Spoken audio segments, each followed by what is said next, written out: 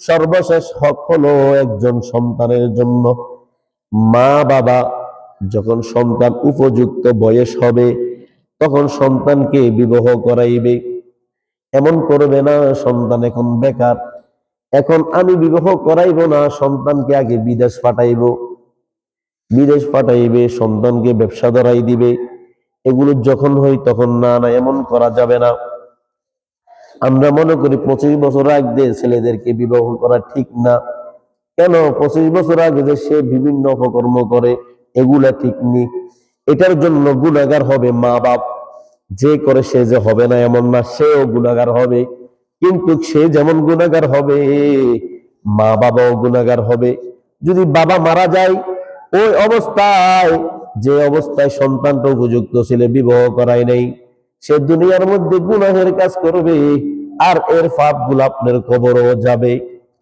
আল্লাহ বলে ওয়ানকিহুল আয়ামা মিনকুমুস সালিহিনা মিন ইবাদিকুম ওয়া ইমাইকুম ইয়াকুনু ফুকারা ইউগনিহিমুল্লাহু মিন ফাদলিহি ওয়াল্লাহু ওয়াসিউন আলীম।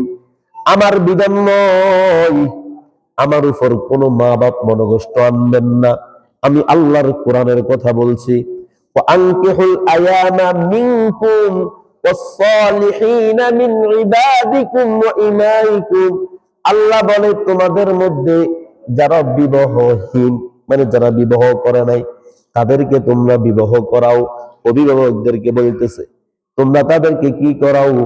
বিবাহ করাও। যদি তোমাদের নেককার দাস দাসীও মানে গোলাম বাদিও যদি থাকে তাদেরও বিবাহের ব্যবস্থা করো। ইয়াকুনু ফুকারা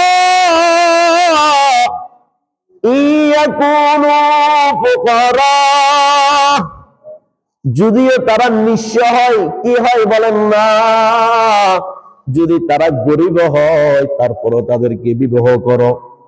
তাহলে কি 25 বছর নির্ধারণ কোনো বয়স আছে? না, নির্ধারণ বয়স নয়, 20 বছর আগে করাইতে পারলে আরো ভালো। কেন? বর্তমানের মধ্যে ছেলেরা মেয়েরা কেউ ভালো থাকে না, গুনাহের মধ্যে লিপ্ত হয়। অল্প বয়সে মৃত্যুবরণ করার অনেক কারণ আছে, তার মধ্যে একটা কারণ হলো বিবাহ বিলম্বে করা। আল্লাহ বলে ইয়াকুনু ফুকারা, যদিও তারা নিঃস্ব হয় তারপরও তোমরা কি করো? বিবাহ করাও তাদেরকে।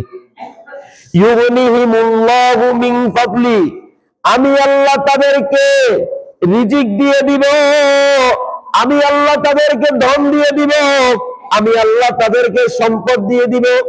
এখানে যারা আছেন, যারা বিবাহ করেছে, দেখবেন বিবাহের আগে যত টাকা কামাক না কেন টাকার মধ্যে বরকত পায় না, কিছু করতে পারে না। যারা যা কিছু করেছে 100তে 98 ভাগ মানুষ বিবাহের পরে করেছে। বিবাহের আগের জীবনের মধ্যে শান্তিও কম, যত টাকা উড়ুক না কেন এই শান্তির মতো লাগে না। অবৈধ পথে যদি 1000 কেন কোটি টাকাও খরচ করে শান্তি নাই, বৈধ পথে যদি 100 টাকাও খরচ করে সে কেন অনেক শান্তি। তাহলে আমাদের ঘরের মধ্যে যদি উপযুক্ত ছেলে মেয়ে থাকে, আমরা তাদেরকে দ্রুত বিবাহের ব্যবস্থা করব। এমন যেন না হয় সন্তানের চাকরি নাই, এজন্য আমরা বিবাহ করাচ্ছি না। তাহলে আমি বড় গুনাহগার হব, কিয়ামতের ময়দানে সন্তানের পাপগুলো আমার কাঁধে উঠে যাবে। আল্লাহ বলে ওয়াল্লাহু ওয়াসিউন আলীম, আমি আল্লাহ অনেক বেশি দানকারী। আল্লাহ বলে কি? আমি অনেক বেশি দান করি। তুমি বিবাহ করাই দাও, এটা আয়াতের লাস্ট অংশ। তুমি বিবাহ করাই দাও, দেখবা আমি আল্লাহ তার রিজিকের মধ্যে কেমন বরকত দিই। নবীর সাহাবী, সর্বশেষ কথা, নবীর সাহাবী বলে ইয়া রাসূলুল্লাহ, অভাব তো আমাকে ছাড়েই না। আল্লাহ রাসূল বলে বিবাহ করো। আবার বলছে ইয়া রাসূলুল্লাহ, অভাব তো আমাকে ছাড়েই না। বলে আরেকটা করো বিবাহ। দেখতেছে আরো অভাব, বলে ইয়া রাসূলুল্লাহ, অভাব তো আমাকে ছাড়েই না, বিবাহ করো। তাহলে 3টা হয়েছে। আবার গিয়ে বলে ইয়া রাসূলুল্লাহ, অভাব তো আমাকে ছাড়েই না। আল্লাহ রাসূল বিবাহ করতে কয়টা হয়েছে? 4টে করার পরে বলে এত ধন সম্পদ, তার ধন সম্পদের হিসাব সে নিজেও করতে পারে না। যারা আমাদের পিছনে আসবে, আমার বিবির রিজিক, আমার সন্তানের রিজিক আল্লাহ আমাকে দিয়ে দিবে। আমার সন্তানের রিজিক তো আমার থেকেও বেশি। কেন? সে মাসুম, তার রিজিক আমার থেকে বেশি না। আমি তো গুনাহ করি, নেকও করি, সে তো খালি নেকেই করে, গুনাহ করে না। তাহলে ছেলে সন্তান হলে রিজিক বেড়ে যাবে। রিজিক বাড়াই দিবে কে? আল্লাহ। তাহলে আমরা সর্বশেষ যে হকটা, এই হকটা পালন করব।